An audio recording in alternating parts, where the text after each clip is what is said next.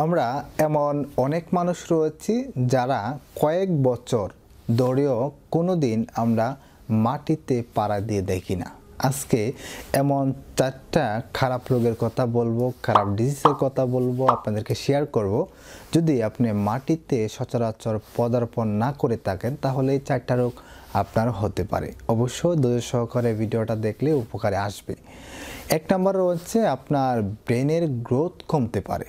দেখুন, আমরা এমন অনেক মানুষ রয়েছি, বিশেষ করে আমরা যারা শহরে থাকি তারা মাটিতে কখনো পাড়াই দেয় না।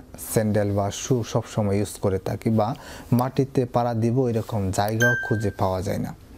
এক্ষেত্রে দেখা যায় যে আমাদের ব্রেন গ্রোথ, সেটা যে ব্রেনের যে পারফরমেন্সটা রয়েছে সেটা কমতে পারে, অথবা দেখা যায় যে আমরা যে মেধা শক্তি, আমাদের যে ইন্টেলিজেন্টটা রয়েছে সেটা কিন্তু আস্তে আস্তে কমে যেতে পারে বা ড্যামেজ হতে পারে। অর্থাৎ দিন দিন দেখা যাবে যে আমাদের ব্রেন গ্রোথটা আগের মতনই বা কিছুটা কমে যেতে পারে।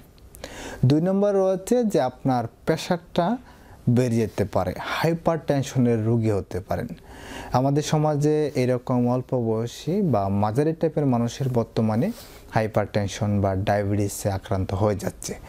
এক্ষেত্রে দেখা যাচ্ছে এটাও খুব একটা ভূমিকা পালন করতে পারে। যদি আপনি কন্টিনিউ প্রত্যেক দিন 10 থেকে 15 মিনিট মাটিতে আপনি হাঁটাচলা করেন, সেক্ষেত্রে আপনার হাই প্রেশারের বা যারা হাই প্রেশারের রোগী রয়েছে তাদের জন্য খুব ভালো উপকারে আসবে।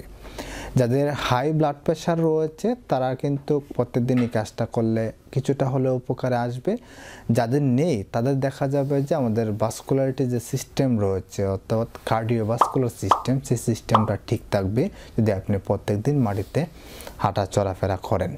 নাম্বার 3-তে রয়েছে আমাদের দেখবেন অল্প বয়সের ছেলেমেয়েরাই বিশেষ করে দেখা যায় আমরা অনেক বেশি স্ট্রেস ডিপ্রেশনে পড়ে থাকি।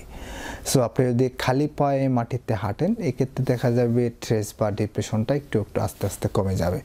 যারা অতিরিক্ত পরিমাণ স্ট্রেস বা ডিপ্রেশনে থাকে তাদের দেখা যায় যে ইনসোমনিয়া, অনিদ্রা চলে আসছে। আর অনিদ্রা যদি আসে তাহলে আপনার মধ্যে অনেকগুলা রোগ আসতে পারে। অর্থাৎ মূল কথা হলো, আপনি যদি একটা রোগে আক্রান্ত হয়ে যান তাহলে পাশাপাশি অনেকগুলা রোগে আপনাকে আক্রান্ত করে দিতে পারে। অবশ্যই আপনি চেষ্টা করবেন 10 to 15 মিনিট ডেইলি আপনি গ্রাউন্ডের মধ্যে একটু হাঁটাহুটি করার জন্য। 4 নম্বর এবং লাস্ট যে সমস্যাটা আমাদের সবচেয়ে বেশি হয়ে থাকে, আমরা অল্পতে কোনো জায়গায় পড়ে গেলে ভেঙে যায়, ফেটে যায় বা জয়েন্টগুলা ডিসলোকেটেড হয়ে যায়। এক্ষেত্রে সাজেস্ট থাকবে আপনি প্রতিনিয়ত কিছুক্ষণ যদি আপনি দুর্বাগ আসে সকালবেলা শিশির ভিজাতে আপনি হাঁটেন, এক্ষেত্রে দেখা যাবে আপনার মাসল এবং হাড় দুইটি অনেক বেশি মজবুত এবং শক্ত থাকবে। সকালবেলা আপনি যদি রোদে একটু হাঁটাহাঁটি করেন এক্ষেত্রে আপনি ভিটামিন ডিটাও পাবেন, যেটা আমাদের হাড় এবং মাসলের জন্য খুবই দরকারি এবং উপকারী। অবশ্যই চেষ্টা করেন প্রত্যেকদিন 10 to 15 মিনিট আপনি সকাল শিশিরে আপনি একটু হাঁটাহাঁটি করেন। এক্ষেত্রে আপনার অনেকগুলা রোগ থেকে আপনি মুক্তি পাবেন। সকালে একটা হাঁটাহাঁটি হলো, ব্যায়াম হলো, এবং আপনার এই যে কিছু রোগের কথা বললাম সেই রোগগুলো আপনার কাছাকাছি সংস্পর্শে আসবে না। ধন্যবাদ সকলকে। অবশ্যই চেষ্টা করবেন প্রত্যেক দিন নিয়মিত পরিমাণ মতো বিশুদ্ধ এবং নিরাপদ পানি পান করতে এবং কায়িক পরিশ্রম করার জন্য। ধন্যবাদ। সকলে ভালো থাকবেন এবং সুস্থ থাকবেন।